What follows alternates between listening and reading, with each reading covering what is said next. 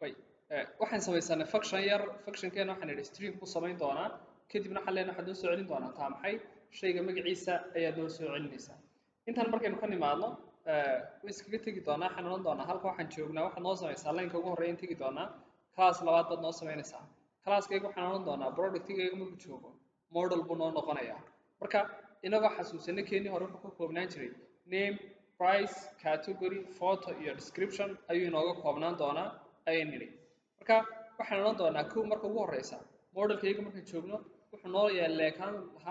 noo lahaan doonaa magac ayuu lahaan doonaa magaca markaan sheegno mar labaad waxaan odhan doonaa shaygayga wuxuu yeelan doonaa maxay qiimuu yeelan doonaa xogtayna gelinaynaana waxay noqonaysaa xog dhismala ama pointi ayay yeelan doontaa intaan markay samayno mar kale waxaan odhan doonaa xogtaydu waxay noo yeelan doontaa maxay category categorygeena waxay leenahay wuxuu la mid noqon doonaa categorygeyga sare ama tablekeyga sare ama modelkeyga sare ama classka sare xogta ku jirta ayaynu soo dhaxli doonaa ayay leenahay marka cursor AI-gu waa shaygan ii ogolaanaya in xogtiisi automatic ah uu inoogu dhammaystiro intan markay ka nimaadno waxaan odhan doonaa sidoo kale xogteedu waxay yeelan doontaa maxay sawir bay yeelan doontaa footodayadana waxaana loogu upload garayn doonaa tusaale ahaan oo kale photos ayaad noogu shubi doontaa marka wuxuu inoo samayn doonaa hadhow folder uula baxay maxay photos uu ula baxay intan markaynu ka nimaadno dan waxaan odhan doonaa waxaan u baahannahay description qoraal yaroo qeexaya isaguna wuxuu inoo noqon doonaa maxay tegasty dan waxaan leenahay waxaan u baahannahay function maxay noo qabanaya in xogtii uu noo soo celiyo marka cursor AI-gu waa shaygan ii ogolaanaya in shaqadii automatic uu u dhammaystiro intan markaan ka imaado classkan aan samaysan doonaa classkayga waxaan idhi tusaale ahaan oo kale carti ama salad buu yahayn doonaa saladaydu waxay noqon doontaa modeliska markaan joogo model ayay inoo noqonaysaa kadibna waxaan leenahay xogteen waxay ka koobnayd laba shay bay ka koobnayd haddaynu xasuusanno waxay inooga koobnaan jirtay user iyo maxay created at bay inooga koobnayd waata sampleka ee aynu diyaarsanay een rabno inaan samayno marka user baynu odhan doonaa userkeena wuxuu kasoo dhexli doonaa userka ayuu kasoo dhexli doonaa mar kalena waxaan leeyahay xogteedu waxay ka koobnaan doontaa created at bay ka koobnaan doontaayo iyaduna waxay noqon doontaa modeliska markaan joogo time and date bay noo noqon doontaa ayay leenahay intan markay samayno kadibna waxay leenahay aynu iskaga nimaadno intan markaynu ka nimaadno functionka waxaynu odhan doonaa xog buu inoo soo celin doonaa marka functionkan dhif baynu samayn doonaa stringiisa shaqadu qaban doona waxay leenahay waxaad noo samayn doontaa return baad samayn doontaa waxaanad soo celin doontaa tusaale ahaan oo kale maxay fariintaad noo soo celin doontaa waxay noqonaysaa xogteeda meesha noogu jirta return baynu odhan doonaa waxaad noo soo celin doontaa usernameka waxba uguma wada baahnin laakiin bar baan iska dalban doonaa eftayda waxaan odhan doonaa waxaad iisoo daabici doontaa tusaale ahaan oo kale maxay cartiga maxaa ku jira marka cartigu iisoo daabici doonaa qoraala kadibna minus wuxuu ku samayn doonaa iyadoon u baahannahay oo inoogu jiri doontaa waxa inoogu jira baynu u baahannahay self gaar ahaan maxay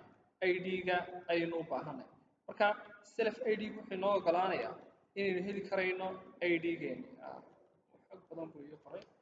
self waxaan u baahanay gaar ahaan ID ayaan leeyahay marka xogtan waa xogta ii generate garayn doono ama ii soo celin doono functionkaygan intaan markay samaynay waxaan leenahay waxaan u baahannahay function yar oo kale aan bal u baahanahayo propertygayga waxaan leeyahay waxaad ii samaysaa function yar oo ii qabanaya maxay if function baan samaysanayaa functionkayga waxaan odhan doonaa totalkaad ii hayn doontaa functionkayga waxaan idhi total ayaad ii hayn doontaa then totalkeena markay samayno totalkeena wuxuu soo celin doonaa self macnihii waxaan rabnaa in shayada meesha ku jira la iskugu keengeeyo kaartigeena kadibna totalkeena waxaan odhan doonaa wuxuu la mid noqon doonaa total ama variablekan total la yidhahdeen samaystay zero la mid noqon maayo wuxuu la mid noqon doonaa sum isku geyn buu samaynayaa isku geyntanna waxa la samayn doonaa waxa la iskugu keengeyn doonaa ama shaqadu qaban doonaa waxa weeye in uu inoo qabto maxay methods halkan ku jirto buu inoo soo heli doonaa waxaan odhan doonaa itemkeena wuxuu inoo soo heli doonaa get total item price waxaan odhan doonaa itemkayga waxaan uga baahanay shaqadaad noo qaban doontaa waxa weeye get waxaad noo soo heli doontaa get waxaad noo soo heli doontaa shaqadaad noo soo heli doontaa waxa weeye totalkaad noo soo heli doontaa marka totalkan aad soo helaysaana waxa weeye maxay total price qiimaha totalku intuu noqonayo kaasood ka soo helaysid maxay bay leenahay for waxaad ka soo heli doontaa maxay wixii noogu jiray itemkayaga gaar ahaan kuwa noogu jira maxay self baynu odhan doonaa kuwa noogu jira self meesheeda gudaheeda gaar ahaan maxay cart item waxaad noo soo heli doontaa itemka noogu jira maxay cartigayaga ayaad soo heli doontaa cart item still maynaan samayn marka waxaan odhan doonaa waxaad soo heli doontaa xogta ku jiri doonta maxay cart itemka taasi ood u samayn doonta maxay set all in meesha xog aad ku shubi karaysid ayaad noo ogolaan doontaa then intaas saasaynu ku dhammaystiranaynaa intaan markay samaynay functionkeenani sida caadiga wuxuu samayn doonaa totalkan buu soo celin doonaa functionkeenani wuxuu soo celin doonaa baynu maxay totalka ayuu soo celinayaa functionkeenan wuxuu inoo soo celin doonaa markasta maxay totalkeena waxa ku jira ayuu inoo soo celin doonaa waxaan rabnaa inuu inoo soo bandhigo intaan haddaynu helo waxaan odhan doonaa still waynu socon doonaa class kale noo sameyn classkaygana waxaad noogu bixin doontaa cart item baad noogu bixinaysaa cart itemkeena haddaynu xasuusano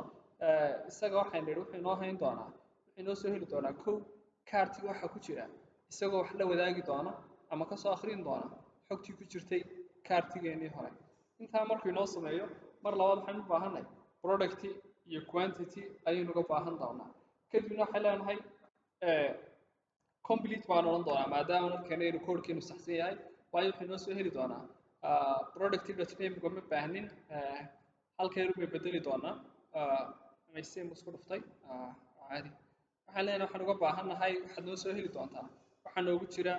quantity-ga iyo waxaa noogu jira maxay product name-ka ayaan leenahay kadibna halkan waxaan samaysanay function la yidhaha maxay get total price ayaan samaysanay total price-keenuna wuxuu soo return garayn doonaa product price-ka wixii ku jiray oo lagu dhuftay maxay inta xabo ee ayn dalbanay ayuu inoo hayaa intan markaynu idhaahno intanan koodhkeenu ku daysane waynu save garaysan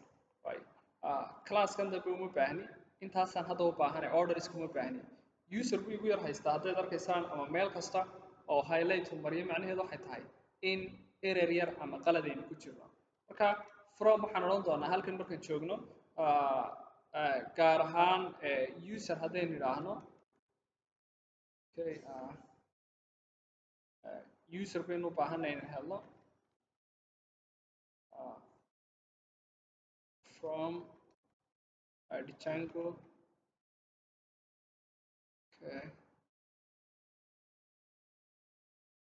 that country that authentication is baynu odhan doonaa kadibna waxaan odhan doonaa import waxaad noogu yeedhi doontaa maxay user I think that's the problem in errorkii uga baxay baan filaynaa right intaan haddaynu eegno safe nidhaahno shaqada qaban doonaa waxa weeye waxaan tegi doonaa faylkeennan halkan inoogu jira nidhaahno admin.py ayaan tegi doonaa kadibna waxaan ku darsan doonaa from kadibna waxaan sheegi doonaa xogteennan halkeebaa laga soo akhriyaya marka xogteedan waxaa laga soo akhriyi doonaa sida caadiga waxaa laga soo akhriyi doonaa modeliska gaar ahaan waxyaabahan markaa modelladan u baahanay waxa weeye modelladan samaysana waxaa ka mid ah haddaynu xasuusano mid waxaan u bixinay mid category baynu nidhi category modelkeena kale in samaysanana waxaa la yidhahdaa product import baa iga dhiman from baan odhan doonaa kadibna wuxuu ii soo import garayn doonaa ama uu inoo soo jiidi doonaa category-ga productiga cartiga iyo tusaale ahaan wuxuu inoo soo jiidayaa cart item intaasuu inoo soo jiidaya intan markuu inoo soo jiido halkan markaynu imaadno waxaan odhan doonaa admin.site-ka waxaan u baahannahay admin.site-ka waxaan u baahannahay shaqada noo qaban doontaa waxa weeye register ayaad noo samayn doontaa waxaana noo diiwaangelin doontaa marka ugu horeysa category ayaad noo diiwaangelinaysaa category-geena markuu inoo diiwaangeliyo mar labaad intan baynu koobi ka samaysan doonaa waxaan odhan doonaa intan ayaan 4 midh ka dhigtay